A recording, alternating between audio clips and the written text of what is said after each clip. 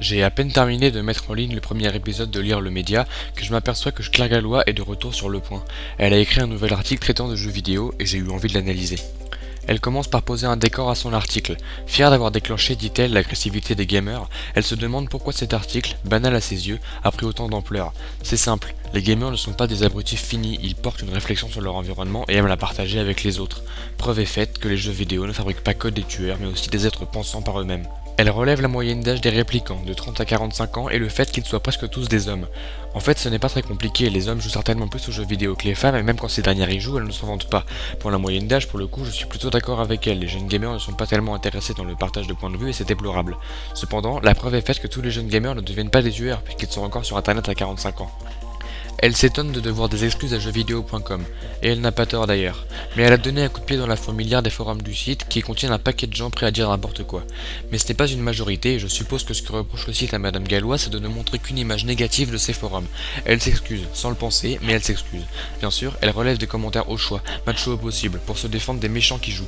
Et elle montre qu'elle a des soutiens, qu'elle n'est pas seule à le penser. Xerox54 par exemple, dit trouver absurde la fascination pour les armes et la guerre. Pour moi, ce ne sont que des prétextes à la performance. Jouer à un FPS, c'est compliqué et on développe un niveau. En fait, les jeux vidéo de fléchettes seraient passionnants, on y jouerait sûrement, mais non. Alors on utilise des armes virtuelles pour se mesurer les uns aux autres. Après ça, on reparle de Breivik et des gens qui l'adulent. Je ne dirai rien, la journaliste a complètement raison, en tout point, et on ne vénère pas un meurtrier. Elle se défend ensuite à propos de sa documentation, je ne la contredis pas et tout ce qu'elle rapporte se vérifie. Mais c'est plutôt dans le fond que ça pêche. Alors elle se défend de faire l'amalgame entre jeux vidéo et tueurs. Elle a encore raison, ce n'est pas ce qu'elle fait, elle s'est contentée d'exposer des faits pour soutenir une thèse populaire. Par contre, le coup du si un prix Nobel avait fait partie du lot, ça se saurait, ça m'énerve un peu. Pas besoin d'un prix Nobel pour être intelligent et savoir faire la part des choses. Ce que Claire Gallois fait là, c'est juste de la provocation de base, et c'est plutôt moche. La deuxième partie de l'article est intitulée Une éthique, même dans le virtuel.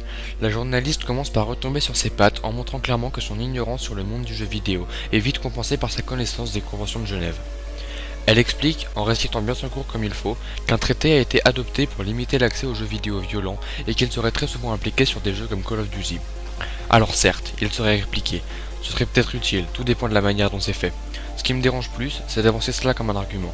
Le fait qu'un traité ait été signé contre l'accès à la violence dans les jeux vidéo ne vient pas corroborer les dires de Claire Gallois. Ce ne serait pas la première fois qu'un traité serait inutile, cela arrive souvent que des lois soient créées par des politiques assoiffés de pouvoir qui légifèrent sur des milieux qui leur sont parfaitement inconnus. Adobe en est un bon exemple, malheureusement. Pensez-y, que les politiques disent que les jeux vidéo rendent violents ne fait pas de cette affirmation une vérité. Le paragraphe suivant parle de l'éthique en elle-même, du fait qu'à la guerre, on ne torture pas pour rien. Ce n'est pas faux. Madame Gallois dit que dans World of Warcraft, il faut assassiner froidement des gens, que dans Call of Duty, des prisonniers sont battus à mort devant nous et que nous ne devons rien faire. Tout est vrai, mais c'est là qu'intervient notre réflexion. On fait la différence entre réel et virtuel, et ce concept existe depuis plus longtemps que les jeux vidéo, dans les livres, dans les films, dans les jeux de rôle. Tout n'est pas moral, tout n'est pas rose. Ce que je veux dire par là, c'est que jouer à un jeu dont l'histoire est poignante, et c'est le cas de Call of Duty ou Battlefield pour moi, dont les scénarios sont tout aussi bons que des films, n'est pas plus mauvais pour un jeune que de regarder le 20h de TF1. Et puis, entre nous, l'éthique, quand il s'agit de tirer sur des civils, c'est pas toujours respecté. Alors oui, on se pardonne nos ignorances si vous voulez, de mon côté je n'en veux à personne. Ce que je constate, c'est que votre premier article blâme un milieu dont vous ne connaissez que peu de choses, et que même vos rapprochements jeux vidéo au monde réel ne vous sauvent pas la mise. Les jeux vidéo ne contribuent pas à créer des tueurs, c'est l'ensemble de la société. Et si je comprends bien, il faudrait éradiquer la société pour qu'il n'y ait plus de tueurs. Dommage, ça marcherait même pas.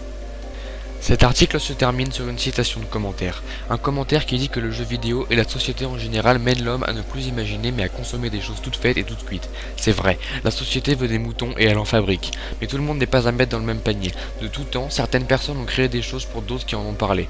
Il y a toujours eu des gens qui créaient pour que des autres les utilisent. L'imagination ne se perd pas vraiment, elle est juste différente de ce qu'elle était autrefois.